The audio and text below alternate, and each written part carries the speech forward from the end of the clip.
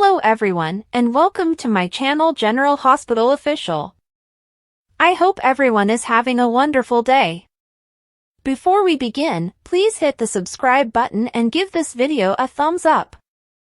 Sonny's heart attack lands him in GH. Will he become Cyrus' next Digitalis victim? General Hospital teasers suggest that Christmas pandemonium is on its way to Port Charles. As the Thursday, December 26th episode concluded, which was Christmas Eve in the small town, viewers saw Sonny Corinthos struggle with chest problems and then shake them off as he headed for bed. What will happen next?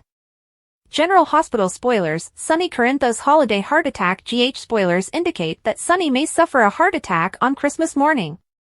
It might happen during breakfast, when he's opening presents, or even before he wakes up in bed. The good news is that Sonny is not alone in the penthouse, as his daughter Christina Corinthos Davis is currently living with him. She'll discover her father isn't doing well, contact 911, and get him to the hospital. Christina will most likely phone Sonny's loved ones to inform them of what is happening. It may be a close call for a time. Sonny will eventually recover. Unfortunately, his presence in the hospital makes him vulnerable to another target. GH spoilers: Sonny Corinthos will be a sitting duck for Cyrus Renaud. GH spoilers remind fans that when Sam McCall was carried out of her transplant surgery, the doctors anticipated a full recovery, as was the case with Dex Heller following his stabbing surgery. If Sonny receives a complete recovery diagnosis, fans should be concerned about another possible consequence. Cyrus Renaud was responsible for injecting Digitalis into Sam's bag, and because Dex died in the same way, he was most likely also responsible for his death. Sonny is expected to survive his heart attack, but will he become a sitting duck for Cyrus? Fans and the rest of the town are fully aware of the animosity between these two. With Sonny in the hospital, Cyrus may be unable to resist the opportunity to off his greatest adversary. Do you think Sonny may be Cyrus's next Digitalis victim? Leave a comment below. Jocelyn wrongfully accuses Brennan of Dex's death. Is Carly caught in the middle? According to General Hospital spoilers, Jocelyn Jax resolved to investigate Dex Heller's death. Of course, the newbie cop died on the eve of the holidays, so once the festivities have ended, she may begin to investigate her boyfriend's death. Fans believe Cyrus Renaud is responsible for Dex's death because he administered Digitalis into Sam McCall's bag, and Heller died in a similar manner to Sam. Still, what if the evidence Jocelyn discovers points to Jack Brennan? General Hospital spoilers: how did Jack Brennan know? According to GH teasers for the December 23rd episode, Brennan first met Jocelyn at Carly Spencer's house on Christmas Eve and offered his condolences. This led to an awkward moment when Joss asked Brennan how he knew they were dating and how he knew Dex had died. Of course, Brennan was able to quickly dismiss it, claiming that someone said it to him, but that doesn't mean Jocelyn hasn't saved the moment for later. After all, when Brennan first arrived in town, he was hoping to bring down Sonny Corinthos, so Jocelyn may have some doubts that he hasn't completely let go of this. After all, Joss could surmise that Dex was previously a member of Sonny's group, and if Brennan had bad intentions for Sonny, he could target anyone surrounding him, such as her daughter's boyfriend. GH spoilers: Jocelyn Jax points to the figure of blame. GH spoilers remind viewers that anything is possible in Port Charles. While Brennan is unlikely to be the cause of Dex's death, evidence could emerge that suggests he is. Cyrus can be extremely cunning when he wants to, and Carly would freak out if something like this happened. In fact, if Jocelyn falsely accuses Brennan of Dex's death, it may lead to a lot of drama and tension. Not only is Carly getting flack from Jason for Brennan and Sonny, but things would get very awkward if Joss started making charges about her new relationship. Will Jocelyn unearth proof implicating Brennan to Dex's death? Leave a comment below. Michael exit details leaked. Chad Duell's departure. Co-head writers reveal shocking act of violence. According to General Hospital spoilers, more information regarding a significant Port Charles departure is being revealed. Fans of General Hospital are certainly aware that Chad Duell is leaving the character of Michael Corinthos, and his farewell scenes will air in the new year. Of course, viewers are curious to see how Michael will quit the canvas, especially since GH executive producer Frank Valentini dismissed the idea of recasting anytime soon. Although it is possible that someone will take over Michael's function in the future, this is clearly not the case right now. Michael is receiving a proper exit, so let's discuss some new indications. TV Insider recently interviewed Elizabeth Cortez and Chris Van Etten, the co-head writers who wrote Michael's exit strategy. Although Van Etten and Cortez did not reveal how Michael will leave the show, they did present some fascinating clues. For starts, Cortez and Van Etten stated that Michael will prepare for fight following Willow Corinthos and Drew Quartermain's treachery, but then things will take an unexpected turn. He's ready to fight back when a shocking act of violence has his plans go up in smoke, Van Etten and Cortez teased. The question is, will Michael be the victim or perpetrator of this horrific act? Michael may become entangled in Cyrus Renault's plot and end up in danger. Michael may even become involved in some Jens Sidwell unrest or imminent mob conflict in Port Charles. However, there are reasons to believe Michael and Drew are preparing for a confrontation that goes badly wrong. Another part of Cortez and Van Etten's interview hints that Willow's loyalty to Drew would be put to the test, so might this be tied to Michael's departure? Maybe Michael and Drew will have a physical altercation that ends with Michael taking a catastrophic tumble and ending in a coma, or anything along those lines. How would Willow react if Drew did anything like that to the father of her children? Then, it could be Michael's own act of violence that puts Drew in danger and leaves Michael in jail or on the run. Drew and Willow's upcoming grave test may be her concern over the hospitalized Drew's fight for survival. Regardless, it's wonderful to hear some new information about Michael's departure. Things will become clearer as Chad Duell's final airdate approaches, so we'll be sure to bring you additional predictions and updates on any shocking developments. According to General Hospital teasers, Michael's departure will undoubtedly cause shockwaves, so stay tuned. General Hospital ends the year with a shocking recast and a villainous return. After writing last week's General Hospital column, I realized Emma was Anna's holiday surprise, as readers suggested. However, none of us likely expected an entirely new Emma Drake. Nina's Christmas Eve gathering and Lulu's Christmas plans left a nasty taste in our mouths. Due to the holidays, this week was shorter than usual, and the same will be true next year. However, they managed to include some delightful surprises. I won't be home for Christmas. Readers have had mixed feelings about Lulu's reappearance and her activities, and this week was on the cool side. Tracy and Laura both mentioned that, while she understandably missed Charlotte and they all wanted her home, Lulu had family here who wanted to spend the Christmas with her. Dante and Laura's chat regarding Rocco was heartbreaking, as they explained how Rocco had long wanted his mother to return home for Christmas. Now he has her, yet he doesn't, because Lulu abandoned everything to flee and reconnect with Charlotte. Yes, Charlotte is her daughter, and Lulu plainly wants her to live with her. But damn if my heart wasn't breaking for Rocco. When he told his father and grandma about Charlotte's call and his mother's departure, the expression on his face spoke all. He professed to understand, but all he wanted for Christmas was to spend it with his mother. This could definitely cause a schism between the siblings in the future. Colette is following Lulu on Jack's orders, and Dante is also on his way after her. It's a shame Valentine found Lulu with Charlotte first. Valentine's terrifying entrance at the close of Friday's broadcast provided a wonderful cliffhanger. I'm delighted we have the character back, since I was worried they'd rescue Charlotte and Valentine would be gone forever on the run until they decided to bring him back. Lulu's task of bringing Charlotte back to Port Charles will be difficult now that Papa has returned to the canvas. Welcome back, James Patrick Stewart. Bad behavior. Emma's entrance as a Robin Hood pickpocket was done not just to bring her into Joe's orbit, but also to establish that this is a new Emma. Since they did not pair Gio with Trina, it appears that they want to strike gold with him and Emma. Hey, they can't be as uninteresting as Trina and Kai, right? That pairing is still not working. Emma was obviously holding secrets from the Scorpios. Who transfers from the astrophysics program at Berkeley to PCU? Fortunately, they did not drag this one out, and we found that Emma was expelled for hosting a party in her dorm room, causing damage to the entire building and displacing all of the students. Now she's moving in with Anna, whom she claims is acting like a warden. I'm already missing Emma. Emma's encounter with Joss demonstrates that she has changed dramatically since our last meeting. I understand the show's decision to recast the character, as they aged all of the other kids she grew up with in the past. However, she appears to be the newest victim of the writer's personality transplant, as evidenced by her gloating to Joss about all the time she spent with Cam and how she fixed him up with Gretchen. Look out, Joss, there's a new cruel gal in town. No one is here for this. Nina's Christmas Eve party was unpleasant, with Drew and Willow gushing over each other. Lucas' arrival and ripping into Willow was the party's high point.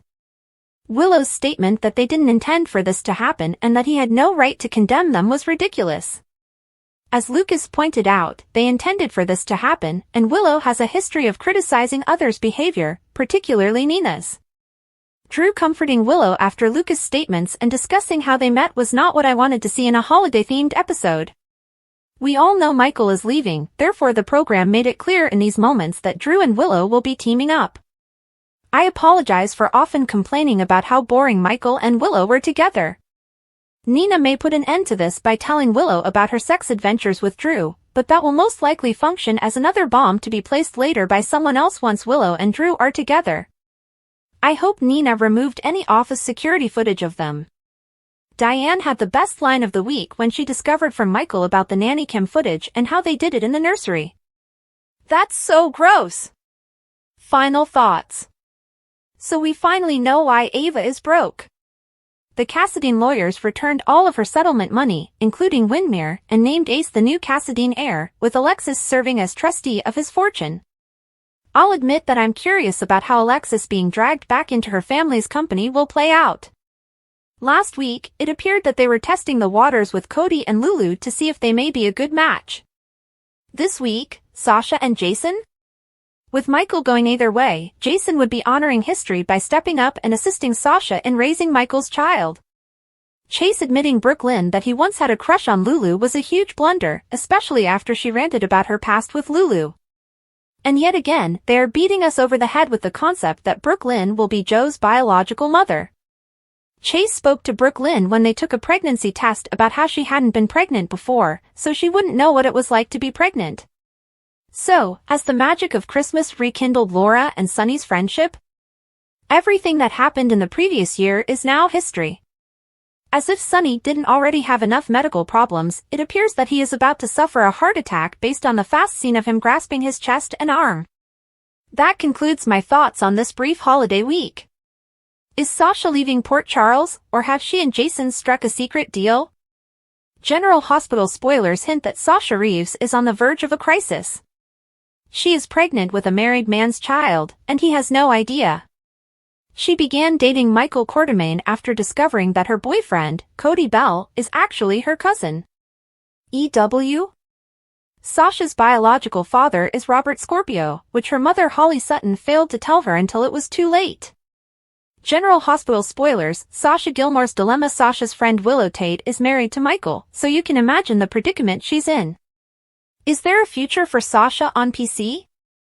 Will Sasha and Michael depart town, never to be seen again? On the Friday, December 27th episode, Sasha informs Maxie Jones that she is leaving Port Charles, New York. Maxie is aware that she is pregnant, but is unaware that Michael is the father. GH spoilers, will Maxie Jones snitch? Fans are aware that Chad Duell has departed the show, and his role will not be recast. That implies it would be extremely convenient for Sasha and Michael to leave together for a life away from PC and start a family of their own. General Hospital spoilers, will Sasha Gilmore stick around? Sasha and Cody were having a great time until the program decided to turn around and ruin their romance. Can anything else happen to Sasha that will ruin her young life? She's lost a child, her husband, and her riches, and the fates seem determined to make her suffer. Maybe the only way out of this circle is to abandon PC and never look back? Until Robert and Holly come as promised, Sasha appears adrift and so vulnerable to whatever direction the wind blows. GH spoilers, how will Sasha Gilmore resolve her fate? Although Maxie is informed that Sasha is departing, we are hoping that she and Jason Morgan will connect. These two sparked a spark during a recent talk, and someone needs to save Stone Cold from a life with the sticky, fuss-budget Anna Devane. Tell us, GH fans, do you want Sasha to leave PC with Michael or stay and develop a relationship with Jason? General Hospital spoilers for Monday, December 30th through Friday, January 3rd. A major discovery is made, Trina reveals something remarkable, and Jason declines an offer. There are also a few preemptions to be aware of. General Hospital spoilers for the week of December 30th. General Hospital spoilers for Monday, December 30th. Elizabeth is about to discover something quite significant. Might it eventually reveal the truth about Sam's death? Lucky receives some advice from Isaiah, while Lucas updates Christina on some important information. Is the Willow/Michael situation about to get much messier? Will Mayor Collins find time in her busy schedule to see Ava? Trina and Kai continue to bond as she shows him something very special. General Hospital spoilers for Tuesday, December 31st. The ABC soap will air an encore of the August 26th episode in which Laura discovered Lulu needed a liver transplant. General Hospital spoilers for Wednesday, January 1st. Another encore will run, this time from the September 23rd episode in which Portia shared Heather's test results. General Hospital spoilers for Thursday, January 2nd. Whoever receives Anna's threat should take it seriously. Ava seeks assistance from the person responsible for her recent financial problems, Alexis. Michael is about to get a surprise, and Willow has received an invitation. Lulu has a lot to be grateful for these days, but something is still bothering her. Michael Easton muses on the passing of a friend and co-star. General Hospital spoilers for Friday, January 3rd. Sonny becomes thoughtful as he attempts to figure out where his future lies. Michael tries to use a circumstance to his advantage. Jason declines an offer, indicating that it is not you can't refuse in nature. Sasha confides in Felicia. But about what? Charlotte makes a decision. Kirsten Storms, a General Hospital star, has a new boyfriend. We had a feeling this would come sooner rather than later, given her status as one of the most gorgeous and skilled actors on daytime television. General Hospital star Kirsten Storms has a new boyfriend. There is widespread suspicion that General Hospital star Kirsten Storms may have a new lover. The actress, well known for her role as Maxie Jones on the hit ABC soap, has yet to comment on the topic, but she just posted a significant hint about her love life on her Instagram account. She posted a snapshot of pro MMA fighter Zach Krasinski visiting her at the General Hospital studios and posing next to her portrait. How sweet! Yes, he is also pretty attractive. We are overjoyed that Kirsten has found love and happiness since she is a person who truly deserves it. Congratulations to her. Earlier this year, Kirsten was lambasted for an unbelievable reason. While there's no doubt that many people couldn't help but raise an eyebrow at some of the things she's worn in front of the cameras, which isn't her fault, she's now being chastised for what she wore to a wedding. What's next for Kirsten Storms? And we're not talking about just any wedding, but one for a family member. Kristen posted a photo of herself with the bride and groom wearing a blouse, jeans, and dark boots. However, many of her social media followers couldn't help but comment on her dress and if it was acceptable for the occasion. Kirsten has yet to make any other comments about the matter. Stay tuned for more. A new chapter of grief and revenge. Jocelyn Carrington was not the sort to sit idly by, especially after someone she loved had been snatched from her. Her heart was heavy as she stood in the dark light of her apartment, her fingertips tracing the margins of a photograph that evoked a flood of bittersweet emotions. Dex Hartley was more than just a boyfriend, he was her confidant, partner in crime, and the one person who could read her mind without her saying anything. Now that Daddy was gone, all Jocelyn had left was an unquenchable desire for justice. Port Avon was a city that thrived on whispers in the night and secrets hidden beneath layers of deception. Jocelyn quickly realized that Dex's sudden death was not an accident. The official findings were hazy and full of medical jargon, which further fueled her skepticism. She knew the truth would not be provided to her, she would have to dig for it herself. The first clue. Her first clue came from an unexpected source. While having coffee at her favorite cafe, she overheard a heated discussion between two city officials. Their words were garbled, but she managed to piece together a name, Cyrus Renton. The name sent shivers down her spine, reminding her of local news stories about his participation in a series of inexplicable incidents. Cyrus was a man with a reputation as tarnished as the filthy river that ran through the city. Jocelyn's early study into Cyrus led her to Sam Mallory, another victim whose destiny was disturbingly similar to Dex's. Sam had a reputation as a persistent journalist who dug too far into stories that people wished to keep hidden. Her death had been considered a medical mishap, but Jocelyn knew otherwise. The pattern was too perfect and designed to be a coincidence. A web of deception. Despite her growing misgivings, Jocelyn quickly found herself entangled in a web of deception. One evening, Jack Bryson, a family friend who has a habit of coming at the worst possible times, approached her. Jack conveyed his sympathy regarding Dex, but his tone seemed wrong. His remarks and grin were highly practiced. "Your mother mentioned how close you and Dex were," Jack continued, his tone tinged with insincerity. The comment hit Jocelyn like a bolt of lightning. Her mother had been careful not to interfere in her personal life, particularly with Dex. How could Jack have known about their relationship unless he had been observing her? Jocelyn's mind raced as a new wave of mistrust swept in. Could Jack have had something to do with Dex's death? A false trail. Determined to find out the truth, Jocelyn began to follow Jack. She followed him through the city's maze of alleys and backstreets, putting his moves together like a puzzle. Her research brought her to an abandoned warehouse on the outskirts of town. Inside, she discovered records that suggested illicit activity, but nothing that explicitly linked Jack to Dex. Meanwhile, Cyrus Renton lurked in the shadows like a phantom. Jocelyn suspected he was related in some way, but she lacked the evidence to face him. She began to feel Cyrus was using Jack as a pawn, manipulating him to hide his traces. A dangerous game.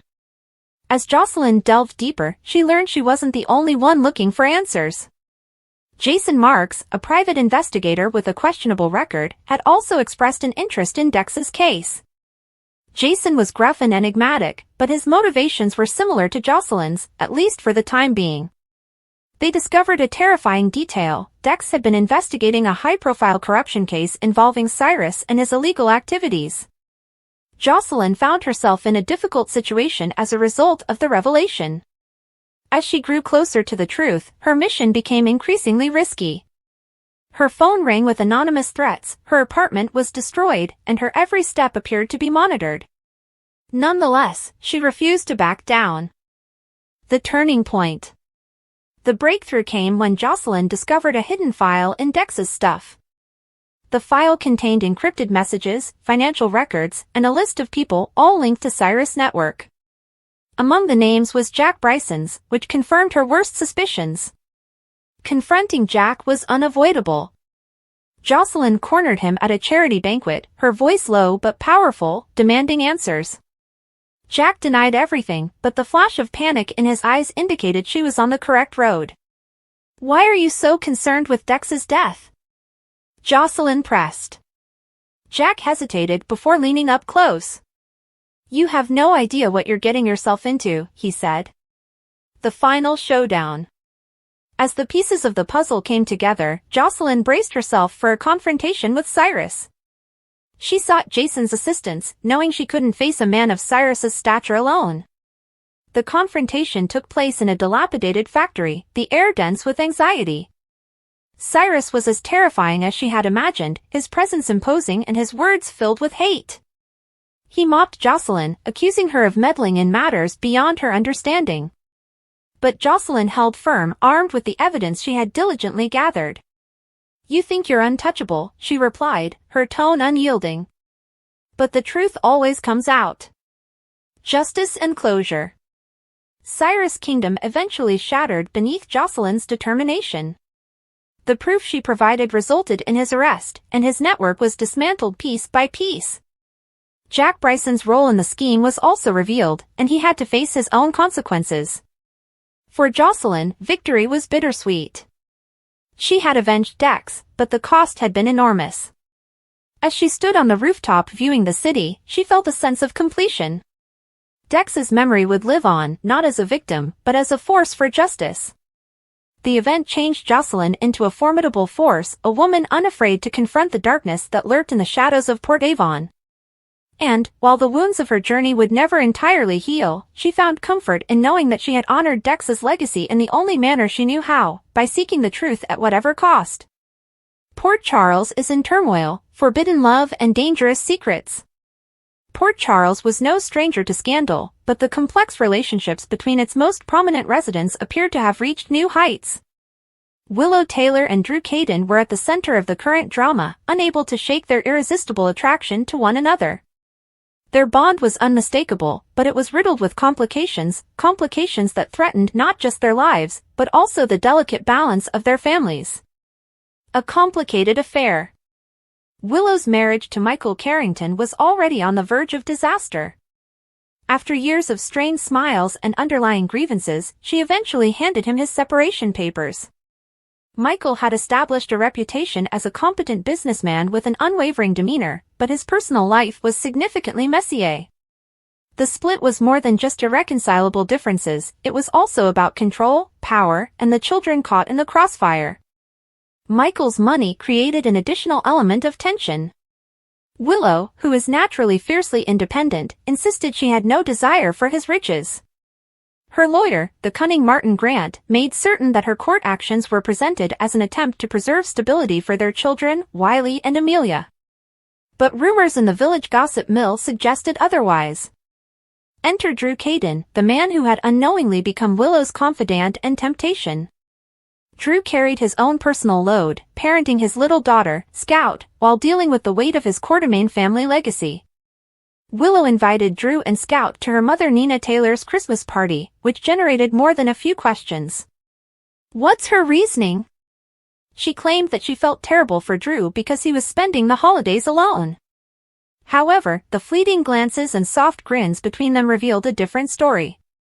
Unspoken desires. Willow's feelings for Drew were obvious to those closest to her. Even Nina, who frequently professed to advocate for her daughter's happiness, couldn't ignore the flame that had lit between them. However, Nina had her own agenda. She kept a secret that could derail Drew and Willow's developing romance, a mystery related to her own relationship with Drew. Despite her mother's meddling, Willow was drawn to Drew's warmth and steady presence. He was everything Michael was not: understanding, patient, and open to listening without judgment. However, the phantom of her unresolved marriage tormented her. Drew was torn. On the one hand, his feelings for Willow were intensifying by the day. On the other hand, he couldn't ignore the ethical issue of being in a relationship with a lady who was still legally married. His family's thoughts weighed heavily on his mind, especially those of his daughter, Scout, who admired her father's sense of honor. A moment of recklessness. Drew found himself alone with Willow on a bright winter evening, following Nina's Christmas party. The children were sleeping, and the Christmas lights gave a soothing glow over the room. Drew hesitated, but the weight of unspoken feelings was too much to bear. "I can't pretend anymore, Willow," he said, barely above a whisper. "I care about you more than I should." Willow's heart raced when she caught his eyes. She had been waiting for this moment, and now that it had arrived, she felt a rush of panic. "Drew, I feel the same way," she acknowledged. "So, what are we doing?" "I'm still married, and this is so complicated." Drew clasped her hands in his expression sincere. Complicated does not mean impossible. "I don't want to keep suppressing my feelings for you." Before either of them could say anything else, the door flung open, and Nina stood in the doorway, her expression a mix of surprise and disdain. Secrets unveiled. Nina's interruption signaled a turning moment. She couldn't be silent any longer. "Willow, before you make any decisions, there's something you need to know," she added, her voice shaking. The gathering became silent as Nina divulged her secret. Months ago, she and Drew had a brief romantic experience during a period of fragility. Willow was taken aback by the news, even if it had no meaning for Drew. "You lied to me," Willow charged, her tone tinged with betrayal. "Both of you." Drew attempted to explain, but the damage was done.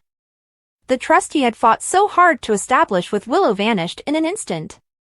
A storm is brewing. Meanwhile, Michael wasn't blind to the drama going on around him. Though he had first consented to a peaceful separation for the sake of their children, learning of Willow's relationship to Drew sparked a fire inside him.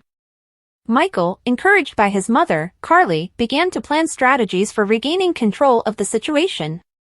"Nina's interference isn't surprising," Carly replied, smirking. "But Drew? That was an unexpected treachery.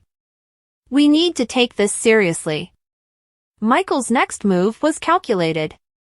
He utilized his power to investigate Drew's past, seeking to find anything that would discredit him in Willow's eyes. At the same time, he sought full custody of Wiley and Amelia, claiming worries about Willow's judgment. A crossroads. Willow found herself at a crossroads as tensions rose to a fever pitch. Her love for Drew had not changed, but the barriers in their road appeared insurmountable. Nina's betrayal, Michael's custody struggle, and the pressure of public attention all threatened to bring her down. Drew, too, faced his own reckoning. He had to choose between fighting for the woman he loved and stepping back to keep her safe from more agony. A glimmer of hope. Despite the chaos, Willow and Drew could not deny their undeniable connection. In a peaceful moment away from the prying eyes of Port Charles, they agreed to face their trials together. "We'll take it one step at a time," Drew stated, his voice firm. "No more secrets. No more lies." Willow nodded, a tear sliding down her cheek. "I just want us to get a chance, Drew. A real chance." Thanks for watching. If you like this video, so please don't forget to subscribe my channel and don't miss any update.